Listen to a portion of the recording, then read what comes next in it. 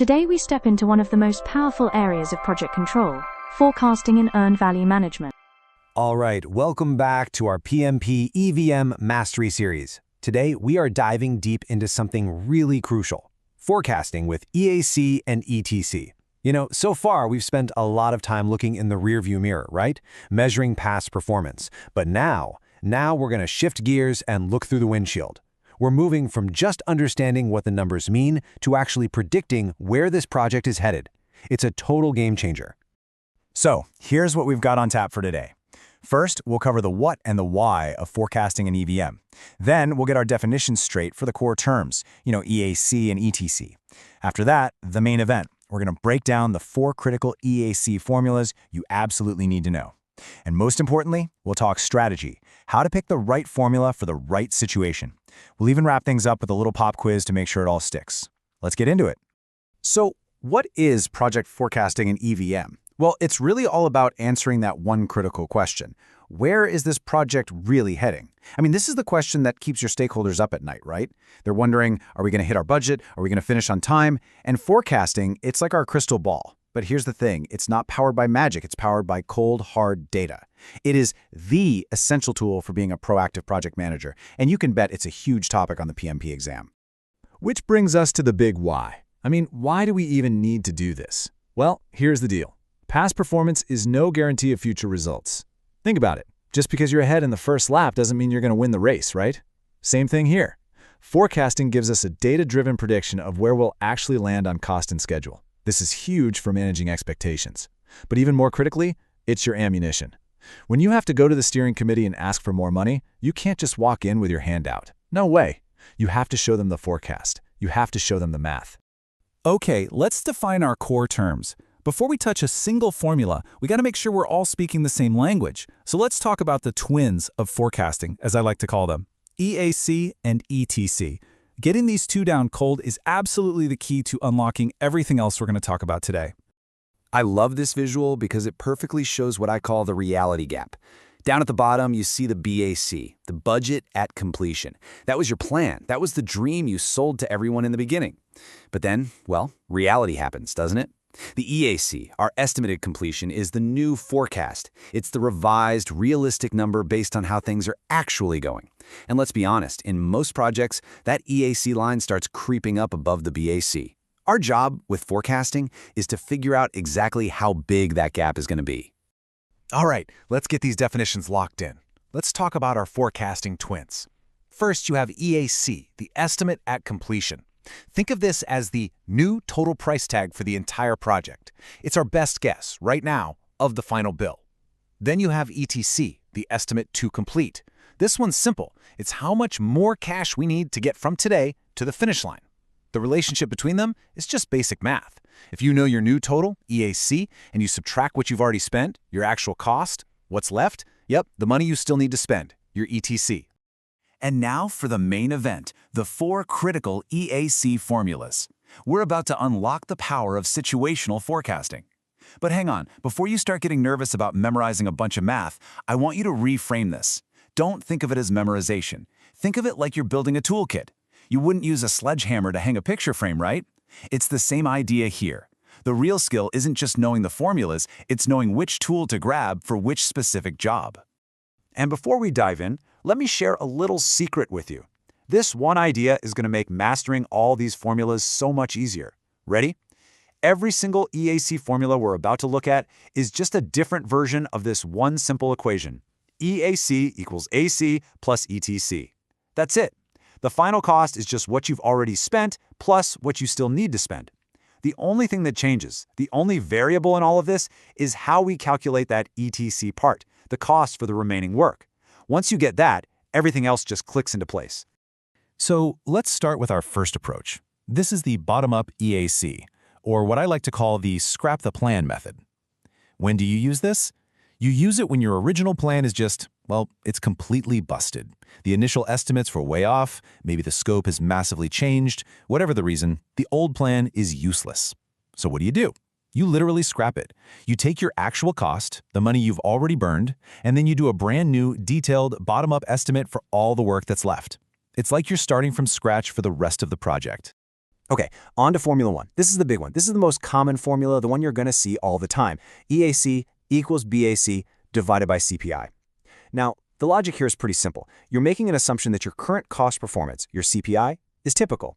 You're saying, hey, the way my team has been spending money so far, I expect that to continue for the rest of the project. And here is the most important exam tip I can give you. If a PMP question gives you a scenario and doesn't say anything else about future performance, this is your default. You always use this formula unless you're told otherwise. Got it? Next up, Formula 2. I call this one the double penalty formula, and for good reason. This is your worst-case scenario. You pull this one out when two things are true. You're performing poorly on both cost and schedule, and you have a firm can't-miss deadline. Because that deadline is locked in, you have to account for the hit from your bad CPI and your bad SPI. It's a double whammy. So, a word of warning.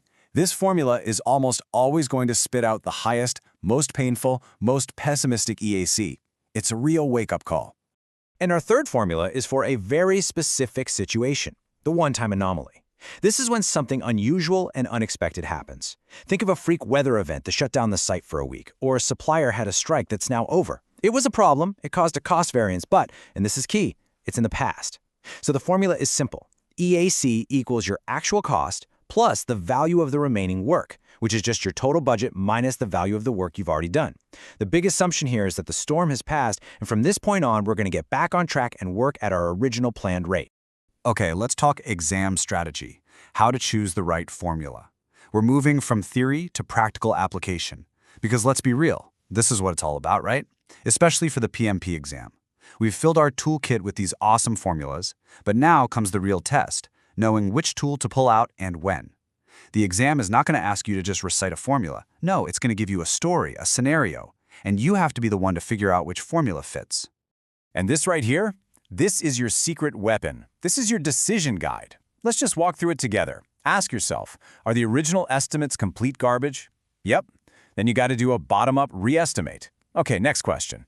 Did something weird happen, a one-time thing, but now you're back on track? That's a textbook case for Formula 3. What if the question just says, things will continue as they have been? That's your cue for Formula 1, the default. And finally, are you getting hammered on both cost and schedule with a deadline you can't move? That's the double penalty, Formula 2. It's that simple. It's all about reading the story, understanding the situation. That's everything. All right, time for a little IBD Pop Quiz. Let's test your knowledge. You've heard the theory, you've seen the decision guide. Now it's time to put it into action. I'm going to give you a classic PMP-style question, so this is perfect practice. You ready for this? Let's do it. Okay, here's your question. Your project got hit with a 2-week delay because of a rare supplier strike. But here's the good news. The strike is over, it's done, and your team is now back to working at the normal, originally planned pace. So, which EAC formula should you use? Go ahead, take a second. Think back to that decision guide. Pause if you need to. Lock in your answer. Did you get it? The answer is Formula 3. That's EAC equals your actual cost plus the remainder of your budget. And why is that the right answer? Well, think about the keywords. Rare supplier strike. That is practically screaming one-time anomaly at you. The problem happened, it's finished, and now you expect to get back to your original plan. It's a textbook example of when to use this formula. Hope you nailed it. So let's wrap up part 1 with the key takeaways. What do you absolutely need to remember? First, EAC is your new reality. It's your best guess at the total final cost. Second, ETC is what you need to ask for now. It's the cash required to finish the job. And maybe the most important takeaway of all, choosing the right formula has nothing to do with random memorization. It has everything to do with reading the story and analyzing the situation your project is in. And that is a wrap on part 1 of our deep dive into forecasting. We covered a ton of ground, but we're not done yet. Next time, we're going even deeper with some advanced topics like TCPI and variance at completion. So, if this explainer helped things finally click for you, if you feel like you've got a real handle on EAC and ETC now, do me a huge favor. Hit that like button, make sure you're subscribed, and just drop a comment below with the word EAC. It lets me know we're on the right track. Thanks so much for your time, and I'll see you in the next one. Learning Reinforcement, Forecasting EAC and ETC Mastery, Part 1. A common trap in project management is assuming the trajectory you started on is the one you will finish on. Past performance does not automatically guarantee future performance. When a project hits a hurdle, stakeholders and C-suite leaders ultimately care about one specific question: where is this project actually heading financially? To answer that, we start with the baseline. Your budget at completion, or BAC, represents the original approved plan. It is the exact cost you projected at day one. But reality rarely follows a straight line. As work is executed and variances occur, you must calculate the estimate at completion. EAC is the revised, realistic total cost of your project based on actual execution. Understanding the new total is useful, but execution requires capital. The estimate to complete, or ETC, isolates the exact amount of new funding required from today onward to cross the finish line. Calculating this immediate funding requirement is straightforward. You take your new realistic total, the EAC, and subtract the money you have already spent, your actual cost. Forecasting provides the specific lead time necessary to secure additional funding before current capital is depleted. Candidates preparing for the PMP exam often try to memorize 4 disconnected forecasting formulas. Under exam pressure or intense C-suite scrutiny, that rote memorization becomes a brittle strategy. Mastering EVM forecasting relies on a single mathematical axiom. Every estimate at completion is simply the actual money spent plus the estimate of the remaining work. The actual cost is a sunk reality. The money is gone. That number is mathematically static and cannot be changed. The estimate to complete is the sole dynamic variable in this equation. The only difference between the 4 PMP forecasting formulas is how you calculate that specific ETC variable based on current project conditions. By isolating the remaining work and diagnosing the project's health, you can map specific performance anomalies to the correct mathematical model without relying on guesswork. The first project condition occurs when your original baseline estimates are irredeemably flawed, or a major scope change has completely invalidated your plan. The strategic response here is a total reset. You must scrap the original plan entirely and manually re-estimate the remaining work from scratch. This creates the bottom-up EAC formula. The variable for remaining work is replaced by this manual ground-up re-estimation. The second and most common project condition assumes that your current cost performance trends, whether highly efficient or severely over budget, will persist until the project finishes. To project this, we take the original total budget and divide it by your current cost efficiency. If an exam question provides new specific information about future conditions, this formula is the mandatory default assumption. These first 2 models represent the opposite ends of the forecasting spectrum. One requires a total reset of the original plan, while the other locks the project strictly into its current execution trajectory.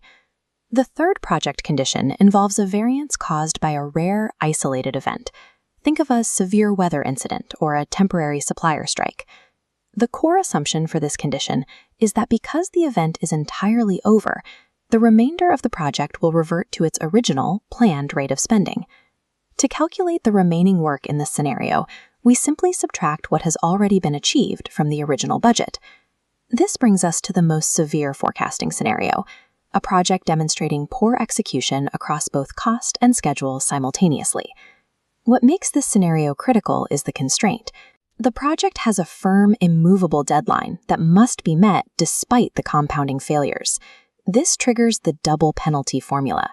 It forces schedule performance into a financial cost equation. Dividing the remaining work by 2 compounding failure metrics creates an exponentially worse projection. You are penalized for being over budget and penalized again for running late.